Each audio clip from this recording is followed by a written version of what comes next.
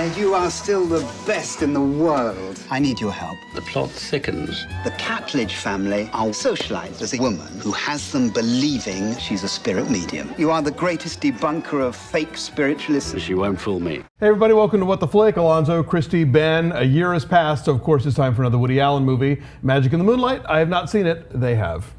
This is the story of Stanley Crawford, I believe is his last name, played by Colin Firth. He is a skilled musician. He has a magician. What did I say? Musician. He's not a musician. But he might play an instrument he might. too. It's not in the movie. Left on the cutting room floor. In the film, he's a magician.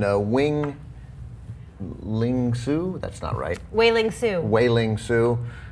I should have prepared. The problem is I did prepare. He has an alter ego, a Chinese alter ego. He's the world's greatest magician. Illusionist.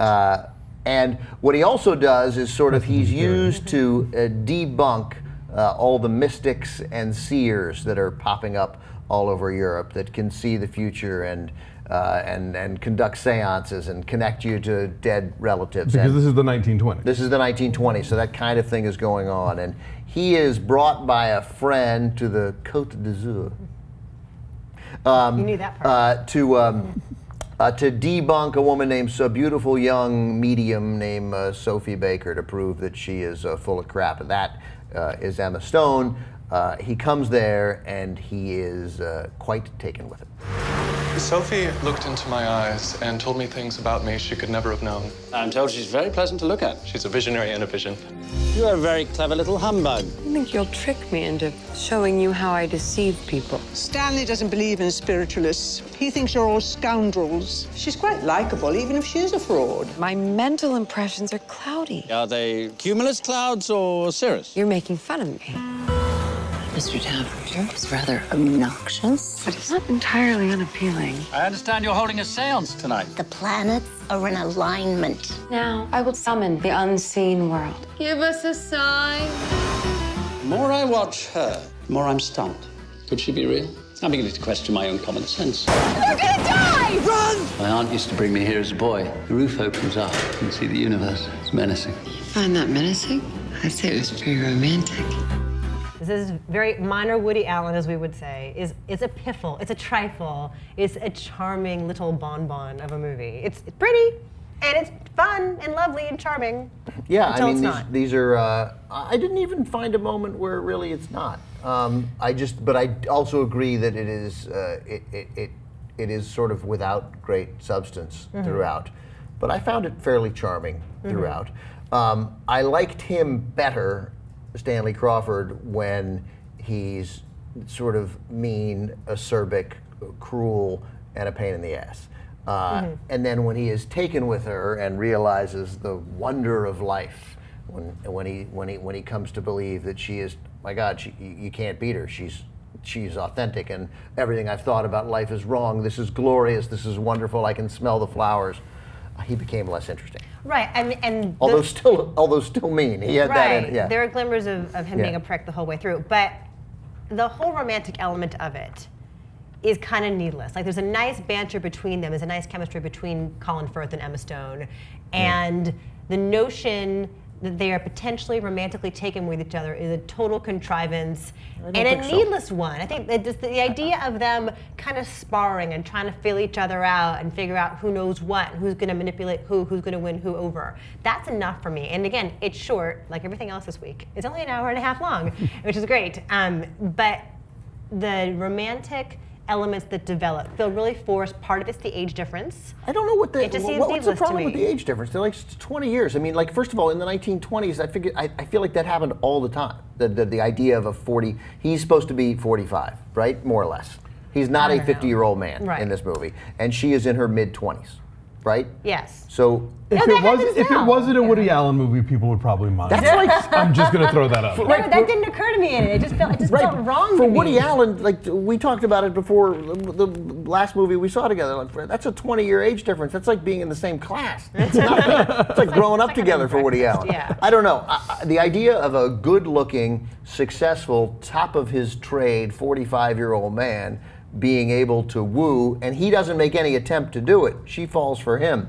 And that's, I think, what made it credible for me, is that she's got this other interest, Hamish Linklater, who is a billionaire who's throwing himself at her, I guess millionaire back in the 1920s. Right. And he is quite, he serenades her with a ukulele, it's funny. And Colin Firth has very little interest in her.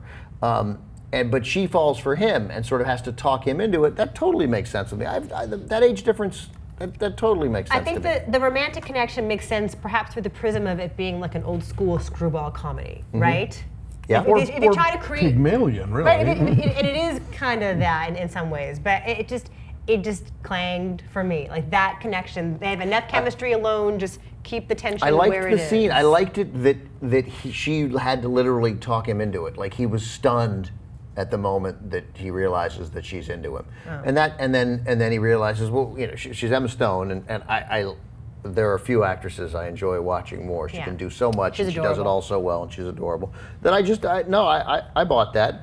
You know, that said, the whole thing's it's silly, and there are certainly some contrived moments and contrived conversations and moments where you're like, oh, like clearly Woody Allen wanted to do this scene here, and so we've gone a long way toward getting it here. But and the epiphanic moment, my favorite made-up word, his epiphanic moment late in the movie seemed contrived to me. Like that seemed like, I'd like to get this done in 90 minutes, and we're at 83. Right, let's wrap. He needs to have the light bulb needs to go off. A lot of what is very appealing about this, though, is just the trappings, right? Yes, I mean, Woody always explores these wealthy, niche-y worlds, and so here he's doing it in the south of France. The clothes are spectacular, and the cars and the homes, and just like all the setting, the lighting is wondrous. It's very, very romantic. And so in that way, as an escape, as a lighthearted, kind of fun piffle of an escape, it works totally fine, and it's